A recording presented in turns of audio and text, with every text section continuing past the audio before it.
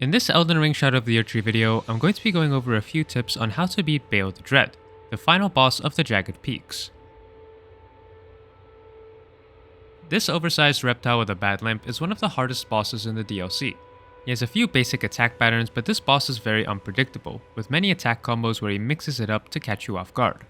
I believe he also has the most moves out of any of the bosses in the DLC, so this guide will be a little bit long.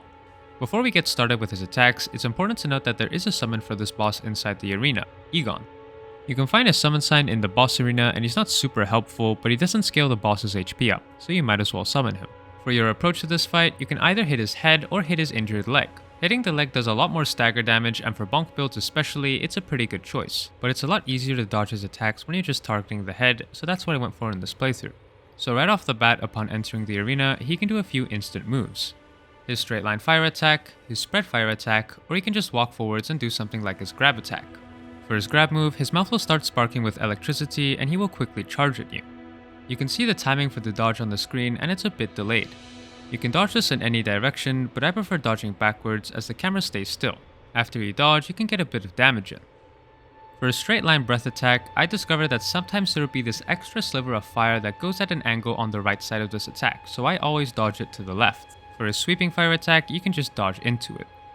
One of his basic combos that you'll probably only see in phase 1 is when he does 2 sweeps with his broken wings. This is one of his only combos that won't change throughout the fight, so you can always get some damage after he does this. His other 3 combos have a bit of unpredictability. The first one is his charging chomp attack that can sometimes lead into multiple chomps. He usually does this combo after he attacks with his right wing. The longest version of this combo is the following: a charging chomp, into a slightly delayed chomp, into a quick head sweep, into a right wing lightning attack, and then he jumps away and does a straight line fire attack. This combo can stop at quite literally any of these steps, and it's somewhat rare for him to do the full thing. In my experience, he usually stops after the right wing lightning attack, and even if he doesn't, there's a small window to do damage before he jumps away for the fire attack. Additionally, I always do a quick dodge after his second attack, as that attack is really fast, and even if he doesn't do it, I don't really want to get hit by it and take the chance. The next changing combo is when he starts with his right wing lightning attack. He can sometimes immediately follow up with 2 quick sweeps with his broken wings.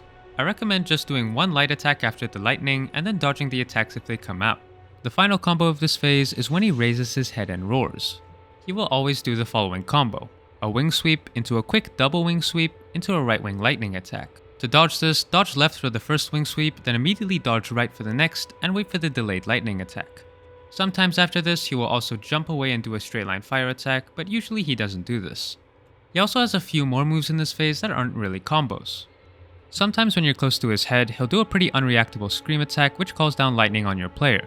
I found this really hard to avoid, but it doesn't do too much damage if it hits you, so it's not that big of a deal. Just make sure to run away from the lightning after you get up from getting hit. He also has this charge bait attack where he charges at you, lands far away, and then hits you with a surprise tail attack.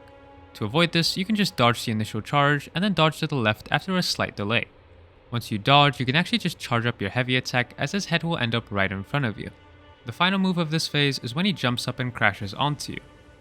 In this phase, all you need to do is dodge after a bit of delay and then you can get some nice damage in. One last thing I want to mention before we move on to phase 2 is that if you ever stagger this boss, be sure to capitalize on his super long stagger window.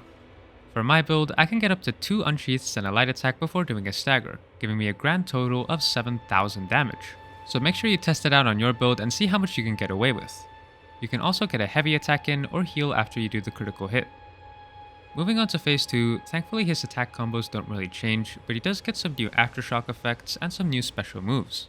At around 60%, he'll stop moving and start charging up. Run away from this and heal or buff up before he starts his attack. The first thing he'll do is summon these projectiles that you can easily run away from, and then he'll crash onto the ground. Usually, I time the dodge for when he crashes on the ground a little bit after I see his legs crash, but that timing will change depending on how far away he is from you after he does his projectiles.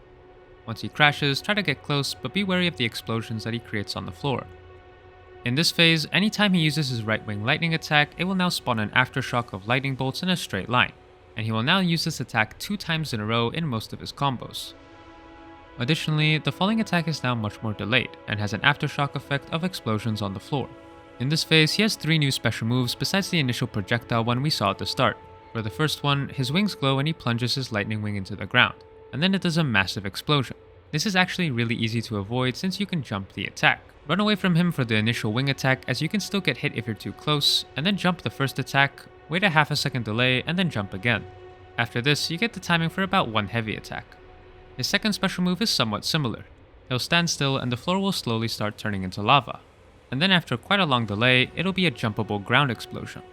I actually mistimed my jump and did it a bit early, but jumping enemy attacks when you can is a lot more forgiving than dodging, so you can get away with a little bit of mistiming. The final special attack is probably the hardest one to dodge.